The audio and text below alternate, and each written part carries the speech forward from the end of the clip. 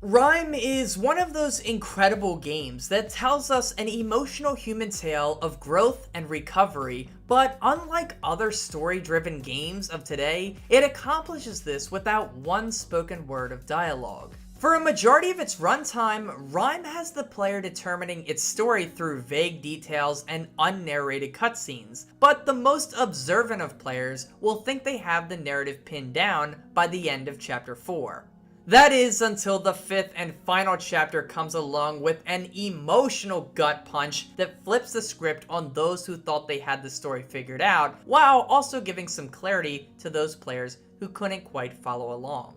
Now, I won't reveal this plot twist until towards the end of this video, but keep it in mind and please understand that this whole video contains massive spoilers for the game RiME. Basically, I'm going to be talking about everything, so you've been warned. In the end though, RiME tells us a story of loss, anguish, guilt, pain, and eventual growth, as each chapter is named after one of the 5 stages of grief. So welcome to Psychology of Gaming, the series where we look at how psychological principles are worked into games and how games can affect us psychologically. Today we take a look at RiME and break down how each of its 5 chapters accurately portrays the 5 stages of grief, and we reflect on the humanistic lesson the game offers on how we as people mentally deal with our trauma.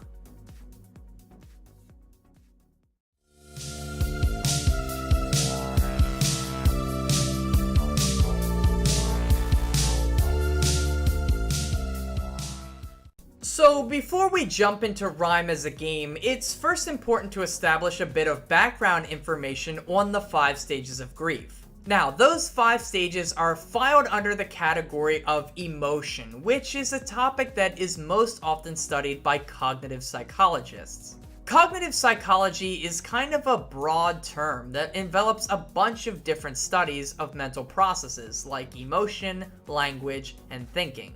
But for today's video, we're gonna get super specific and focus in on just the 5 stages of grief, but it's always good to know what branch of psychology each topic is associated with. So the 5 stages of grief were first outlined by a Swiss-American psychiatrist named Elisabeth Kübler-Ross, who spent time working alongside terminally ill patients. A lot of her research was based off of her experience with working alongside people who were diagnosed with life-threatening illnesses, but her grief model has now been applied to many instances of human trauma outside of just those who are facing the end of their life. Her model of the same name, the Kübler-Ross model of grief, is now used as a baseline for understanding the grieving process that humans go through, and although it's faced some scrutiny, it's widely accepted today as the best model available. In her 1969 book titled On Death and Dying, Kübler-Ross identified the 5 stages of grief as denial, anger, bargaining, depression, and acceptance. She basically said that these were the 5 phases that we kind of move through while we are dealing with a traumatic situation. Later in her life, Kübler-Ross stated that she didn't really view these 5 stages as distinct from one another and admitted that a person could move through all levels of it simultaneously. She also noted that each stage doesn't last a certain length of time, and some people never reach the acceptance phase when dealing with their trauma. Ultimately, her model gives us a good baseline to understand how we as humans typically cope with life-changing or life-shattering events. So what I want to do now is move through each of the 5 stages in order and talk a bit about how RiME's narrative and level design each reflect that stage of the grieving process. RiME opens up with a shot of a dark and stormy sea before cutting to a bright sky over an island paradise where a young boy has washed ashore. As we play through the game, we come to understand that the boy was on a ship at sea, but they got caught in a storm, and unfortunately for the boy, his father fell overboard and perished. Now, at the beginning of the game, we don't know that, but it's important that we establish that the loss of his father is the traumatic event that the boy will spend the entire game trying to overcome through the grieving process as we move through each chapter, which of course are entitled Denial, Anger, Bargaining, Depression, and Acceptance. At first, we may think this island paradise is simply where the boy washed up, but in reality, it represents the first stage of the grieving process, that being denial. When we as humans experience catastrophic loss, our bodies and minds can only handle so much stress at one time, and so our brains go into a survival mode that sees us denying the reality of our situation. We tend to break off from understanding our circumstances as they actually are, and tend to ignore or in some cases hallucinate that the traumatic event isn't real or that there's been some sort of misunderstanding. For example, when a patient is diagnosed with a life-threatening illness such as cancer, they often will cling to the notion that there has been some sort of mistake made by the doctor. They are unwilling to fully accept the gravity of their situation. But this is somewhat necessary to avoid a complete mental breakdown, and it allows time for the healing process to begin. In RiME, the opening level is a beautiful paradise with a bright, calm sky and no threats in sight. This represents the boy's denial of the situation. Something very dark has just happened to him, yet his mind conjures images of a better and brighter world where everything's okay. But true reminders are around every corner as we see visions of a man draped in the color red. This represents our father, a figure we will chase throughout the game, but will never be able to catch up to. This hooded red figure represents the reality of the situation in its early phases. We are fighting for something that no longer exists. Fortunately for us though, we soon meet up with a companion, a fox who will be our guiding force throughout the journey.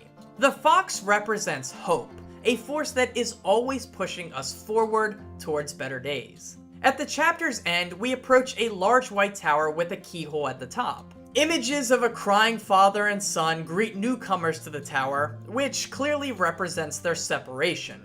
By entering that big tower, the boy's denial phase starts to wane. That survival instinct our brains have been utilizing starts to lose its effectiveness, and this gives way to anger. So I gotta say, one of my favorite details in RiME is how the entrance to each new chapter gives some sort of insight on what's to come in that level, as well as reflecting on its theme. To start chapter 2, aptly called Anger, we enter a hallway filled with howling winds and the harsh sands of a desert landscape.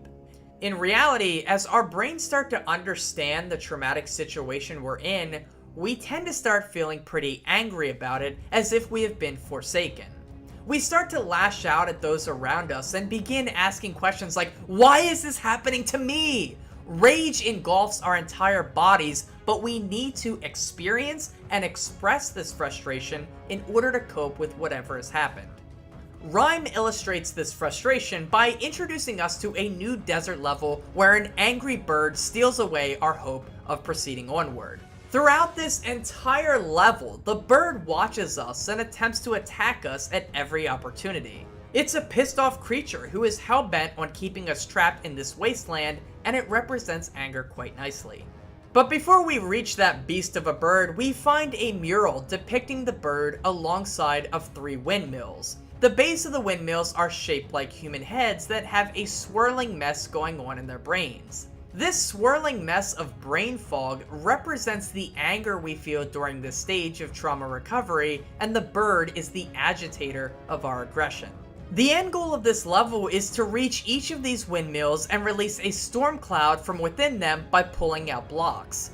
This represents our need as humans to release our aggression so that we don't hold on to the anger and let it consume us. By releasing that emotion, we can move on as humans, and in RiME, releasing the aggression by pulling the blocks and releasing the storm clouds drives the bird away, which allows us to progress. It's well thought out symbolism for releasing our pent up anger. After completing each windmill, a set of hooded shades will appear all over the land, and these represent the ever constant threat of doubt that exists as we learn to cope with our traumatic situation. These shades are meant to bring the boy down with the thought that he will never be able to endure the reality that his father is gone. As we approach the third and final windmill, the bird's aggression is amplified and it's determined to consume us with bitterness, but all the while our fox friend keeps us pushing forward towards our ultimate goal, and that really is the power of hope. After activating all 3 windmills and releasing our frustration, we have one final confrontation with the bird, and as it falls to its death, our hero is able to move on further up that large white tower to the next stage, bargaining. So after dealing with the frustration and anger associated with the second stage of the grieving process, humans often reach another point of disillusion that is somewhat similar to the denial phase. The difference is, though, here in the bargaining phase, we as people have had time to understand that the situation has happened and we are no longer denying its existence. Denial is about pretending it didn't happen, while bargaining is about falsely believing that there is a way to undo it. In a word, it's our desperation phase to get back what has already been lost.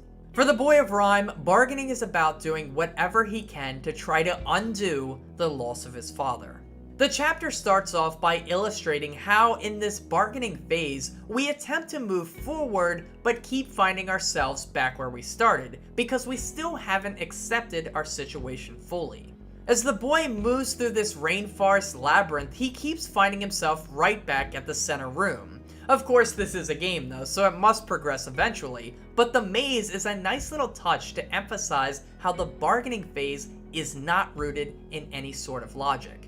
Also, early on in this level and in the previous level, the boy must do a lot of swimming to move onward, and in a way, this is him facing the situation that has befallen him. The water is the thing that took his father away from him, but in order to progress, he must face it, and it's just kind of an interesting detail. The bulk of Chapter 3, though, is about the boy exploring a false sense of hope that he can get his father back through a bargaining technique. He stumbles across some fallen sentinels who have died just like his father, and after encountering more of the shades of doubt, he reaches a station that creates new sentinels. It is never outright said, but the player gets the impression that the boy believes that by creating new sentinels, he may somehow be able to recover his father. In other words, his thoughts may be, if I can find a way to give life to these robotic figures, maybe I can find a way to do the same for my father and get him back. The boy is still holding out hopes of restoring his old life. We are treated to scenes of the boy creating a sentinel and having it guide him towards the end of the level. Along the way, the sentinel destroys a bunch of the shades of doubt, which symbolizes the boy's belief that he may have stumbled upon a way to bring back his father. The visions that have haunted the boy at the end of every level so far may just end up happy ever after because of the work he did in this chapter. This chapter ends with the boy walking alongside a newly created army of sentinels with triumphant music playing in the background.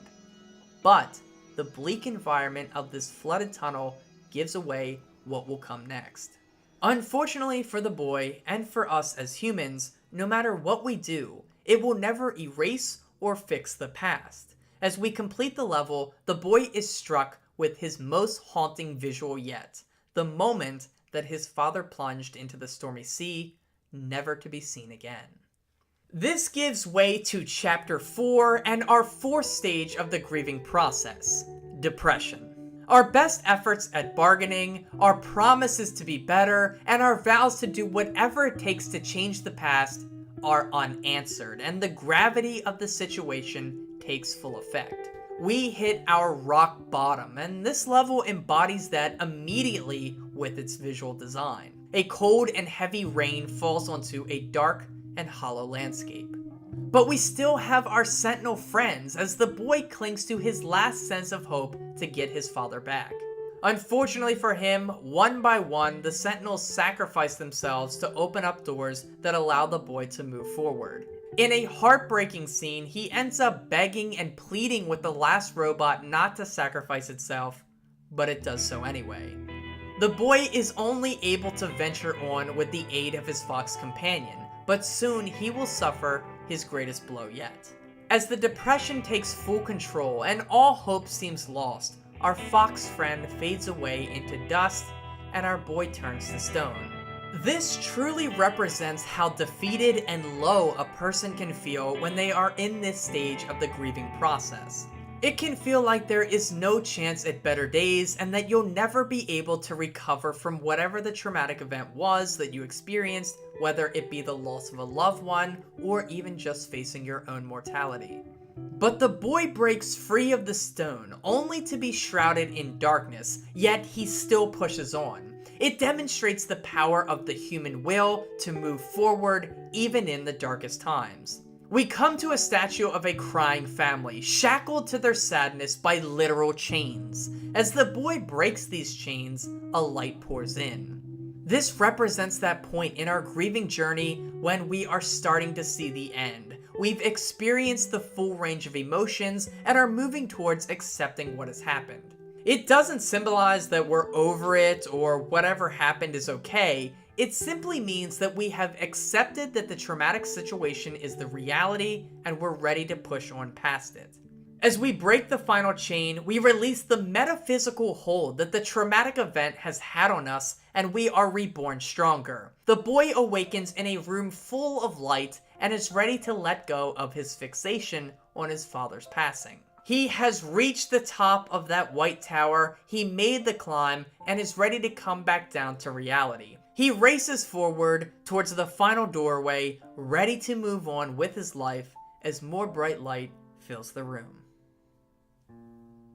And this is where the game absolutely rips your heart out. Remember that twist I mentioned earlier? Well, in this cutscene, it is unveiled that the roles were reversed all along. The boy was the one who perished at sea, with the father unable to save his child.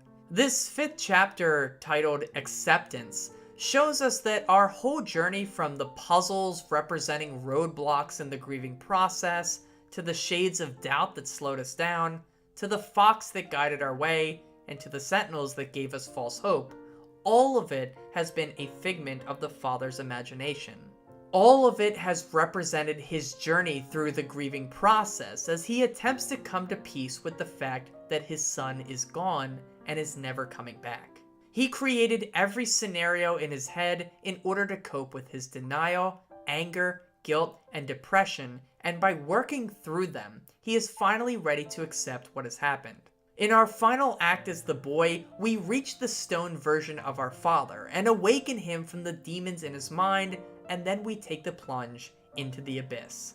This abyss represents the unknown that will stem from letting go of the past, but we must jump in boldly and ready to face whatever new challenges come our way.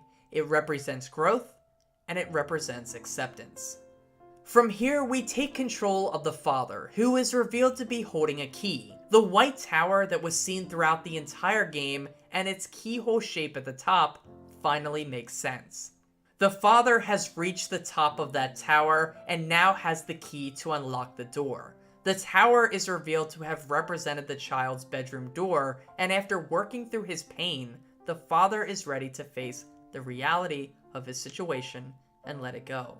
For a few moments, we are free to explore the child's room and interact with the toys we've collected, and after embracing our child one more time, the father lets go of the red cloth out the window, and it represents his acceptance of what has happened. It doesn't mean he stops loving his son or that he will never hurt again. It simply means that he is ready to move forward and strive to be whole again. It is this point in the grieving process in which humans have experienced growth and are stronger because of it. Grieving is one of the toughest things that we will endure as humans throughout our lives, but the point is to never give up. The pain will still linger, but there is a newfound sense of ease, comfort, and confidence moving forward. It shows us that even in our darkest times, there is still hope that we can find ourselves again and make sense of the world. RiME perfectly encapsulates all of these complex emotions and struggles, and it does all of this without spoken word, making it all the more impressive. In the end, no matter what you're going through, rely on your friends and family, express your emotions as you feel them, and never give up on the idea that you can get back to living comfortably. Grieving is tough, but it may just save your life. Guys, RiME is an incredible game, and even though I just spoiled the entire thing for you, you should still go check it out if you haven't played it yet. The game is full of other details that connect to the 5 phases of grief theme, and I look forward to uncovering them all in a second playthrough. If you like this video, check out the Psychology of Gaming playlist. It's up to 25 videos now, so there's sure to be something in there for you to enjoy.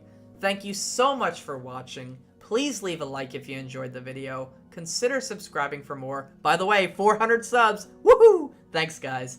And please, dear God, please follow me on Twitter @NopNapNarp. And as always, have a nice day and take care.